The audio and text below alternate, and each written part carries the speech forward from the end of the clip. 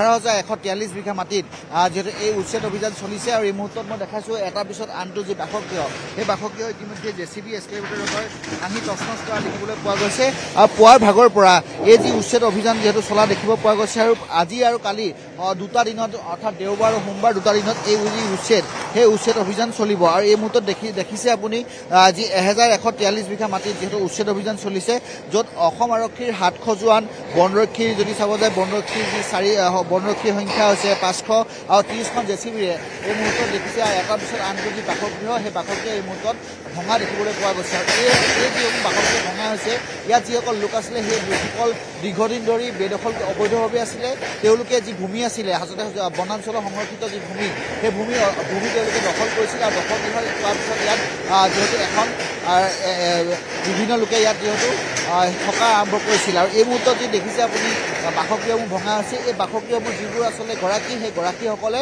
30 পৰা 40 বছৰ ধৰি ইয়াত অবৈধভাৱে আছিলে আৰু প্ৰশাসনে বাৰে বাৰে তেওঁলোকে জাননী দিয়াৰ পিছতো কিছু সংখ্যক লোকে এটা মাহৰ পূৰ্বে জাননী দিয়াৰ পিছত কিছু পৰিয়াল ইয়াৰ পৰা গৈছে যদিও আন কিছু পৰিয়াল এই মুহূৰ্তলৈকে যোৱা নাই আৰু তেওঁলোকক বাৰে বাৰে কোৱা হৈছে আৰু আৰক্ষীয়ে নিজে তেওঁলোকৰ ব্যৱস্থা গ্ৰহণ কৰি ইয়াৰ পৰা পঠোৱাৰ ব্যৱস্থা কৰিছে এই যিটো বাসগৃহ দেখিছে এই বাসগৃহটোৰ যি গৰাকী আছিলে সেই গৰাকী কিছুমান পূৰ্বেলৈকে যোৱা নাছিলে কিন্তু যাৰ বাবে আৰক্ষী আহি নিজে ইয়াৰ পৰা বস্তু খালী কৰাইছে আৰু খালী কৰাৰ পিছতে ইয়াত উচ্ছেদ অভিযান চলা এই মুহূৰ্তত দেখিব পৰা গৈছে আজি যি এই বনাঞ্চলত যি উচ্ছেদ অভিযান চলিব তাত 1,310টা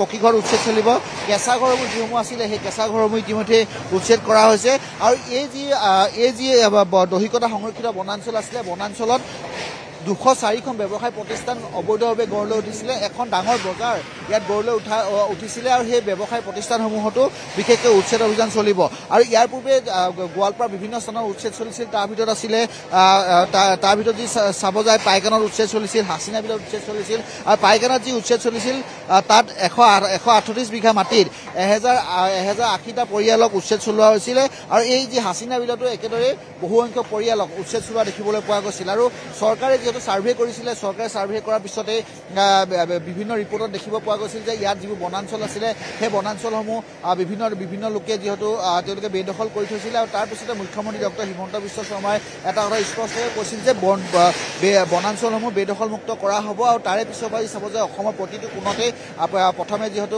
পাইকানত গোৱালপাৰাত চলিছিল গোৱালপাৰাৰ পিছত গোলাঘাটত চলিলে আৰু বিভিন্ন স্থানত এনেদৰে উচ্ছেদ চলোৱা দেখিবলৈ পোৱা গৈছিল আৰু গোৱালপাৰাত যি উচ্ছেদ চলিছে আজি যি উচ্ছেদ এইটো হৈছে তৃতীয়টো উচ্ছেদ আৰু এইটো হৈছে সৰ্ববৃহৎ উচ্ছেদ য'ত 1,143 বিঘা মাটিত উচ্ছেদ চলোৱা হৈছে আৰু এটাৰ পিছত আনটো বাসগৃহ এই মুহূৰ্তত ভাঙি তছনছ কৰিছে বা জেচিবি লগাই ভঙা হৈছে আৰু আজি আৰু কালি যি উচ্ছেদ চলিব আজি দিনটো লক্ষ্য প্ৰশাসনে ধাৰ্য কৰিছে আজি 500ৰো অধিক ঘৰ ভঙা হ'ব আৰু যি বাকী থাকিব 50% সেই 50% কালি ভাগত ভঙা হ'ব বুলি জানিব পৰা গৈছে আৰু এই মুহূৰ্তত যেহেতু আমি সেই উচ্ছেদ চলি উপস্থিত আছোঁ আৰু বিশেষকৈ ইয়াত যিহেতু ওচৰতে সূৰ্য পাহাৰ অৱস্থিত হৈ আছে আৰু সূৰ্য পাহাৰ হৈছে এনে এখন ঐতিহ্যমণ্ডিত পাহাৰ য'ত হাতী মুক্ত বিচৰণ হয় বা বিভিন্ন দৃশ্যাৱলী দেখিবলৈ পোৱা যায় আৰু হাতী যিহেতু বিচৰণৰ বাবে এনেধৰণৰ লোকে বাসগৃহ কৰা বা অবৈধভাৱে দখল কৰি থকাৰ বাবে হাতী চলাচল কৰাত বা হাতী অহা যোৱা কৰাত যথেষ্ট অসুবিধা হৈছিল আৰু তাৰ বাবেও এই উচ্ছেদ চলোৱাৰ এটা অন্যতম এটা কাৰণ আৰু সূৰ্য পাহাৰৰ কাষতে লাগি থকা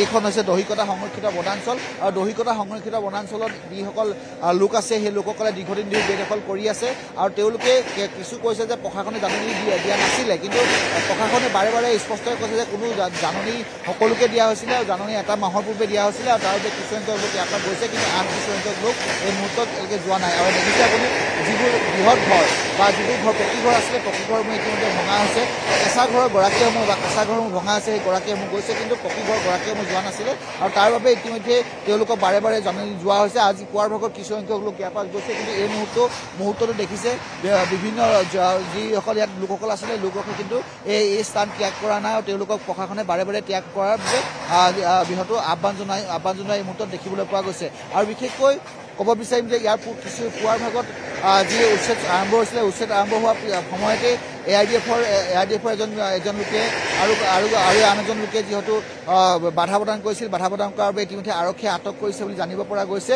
কিন্তু প্ৰশাসনে জাননী দিলেও যিহেতু প্ৰশাসনে কৈছে যে উচ্ছেদ চলিবই, জাননী দিয়া হৈছে আৰু কোনো অপ্ৰীতিকৰ পৰিস্থিতিৰ সৃষ্টি হোৱাৰ আশংকাত, যিহেতু ইয়াৰ পূৰ্বে পাইকানত অপ্ৰীতিকৰ পৰিস্থিতিৰ সৃষ্টি হৈছিলে আৰু সৃষ্টি হোৱাৰ আশংকাত আৰক্ষী অগ্ৰগামী অধিক মোতায়েন কৰা দেখিবলৈ পোৱা গৈছে। আমাৰ সতীৰ্থ অৰূপ আছে, অৰূপে ইয়াৰ বিষয়ে সবিস্তাৰে জনাব। অৰূপ।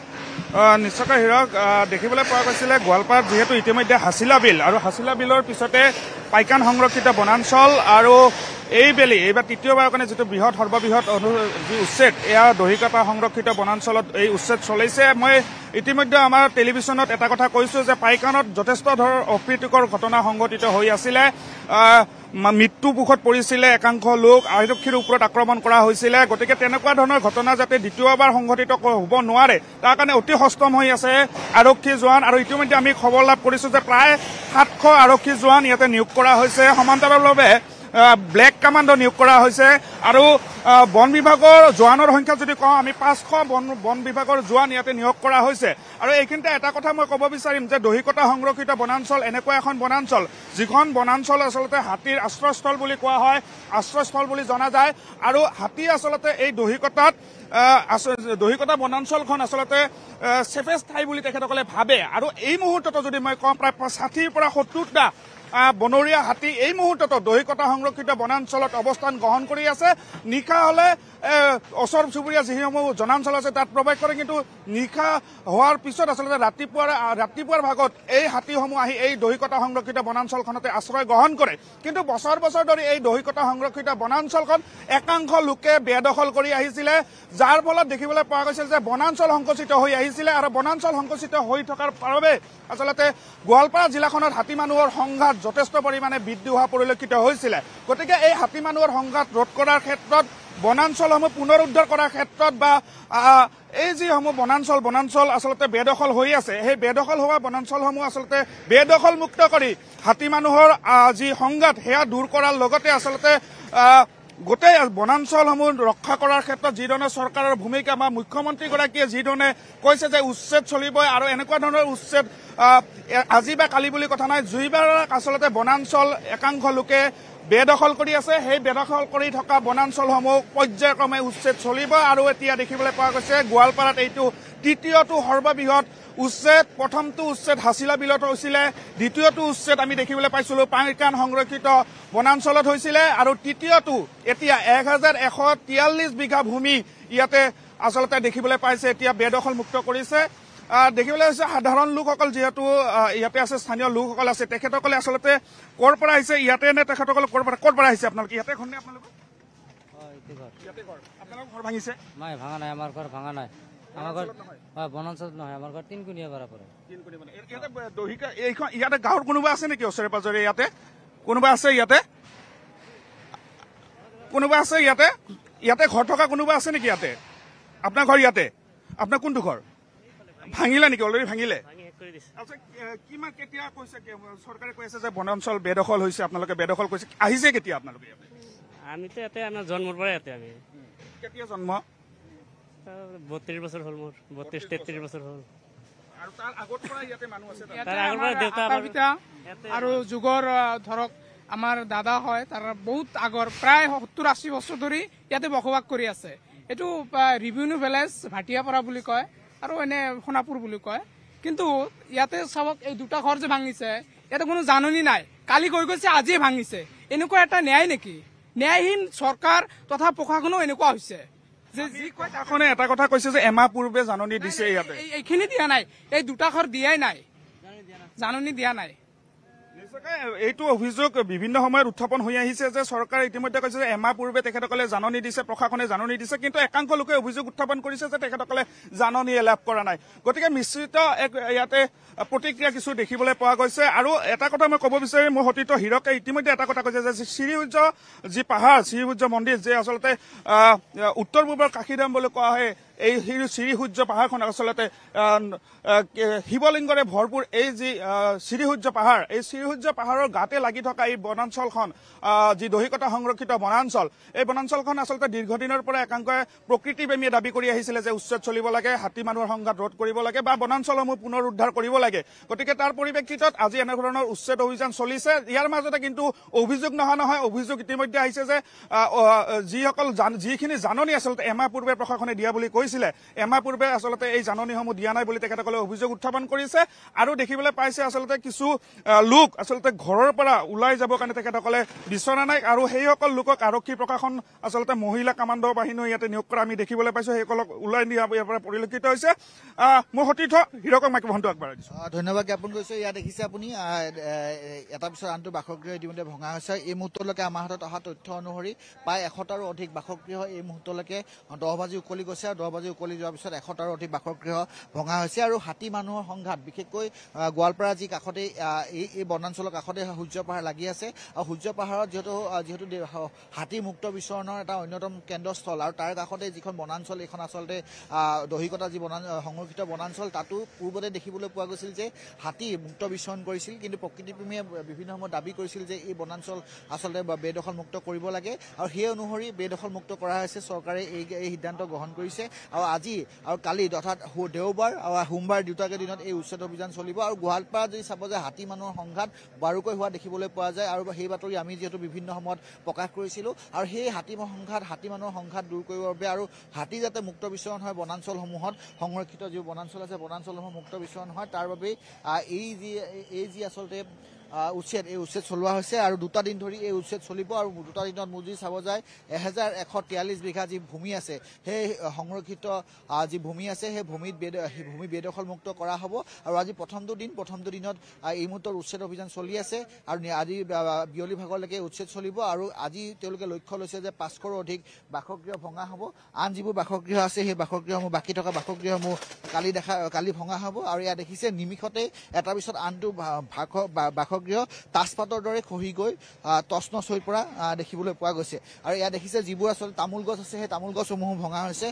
বাকী যিবোৰ অমিতা গছেই হওক বা কলগছেই হওক বা অন্যান্য যিবোৰ গছ আছে, সেই গছসমূহো ভঙা হৈছে।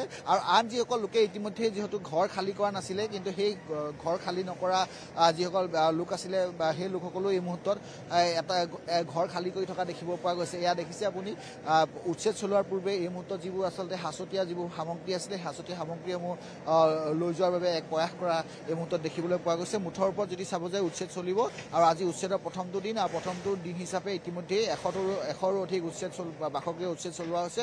আৰু 500ৰো অধিক, আজি 500 বাসগৃহ উচ্ছেদ চলিব।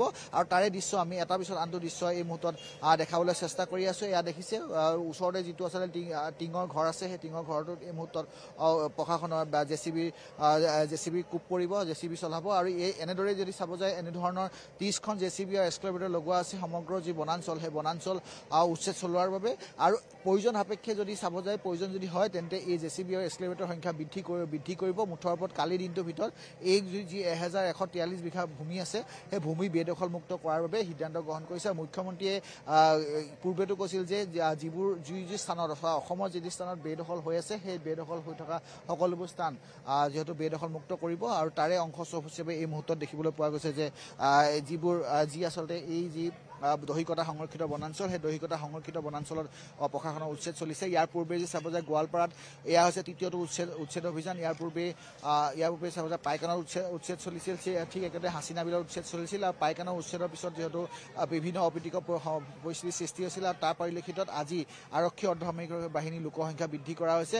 আৰু কালিৰ ভিতৰত এই উচ্ছেদ সমগ্ৰ উচ্ছেদ সমাপ্ত হ'ব, য'ত 1143 বিঘা মাটি ভূমি বেদখল মুক্ত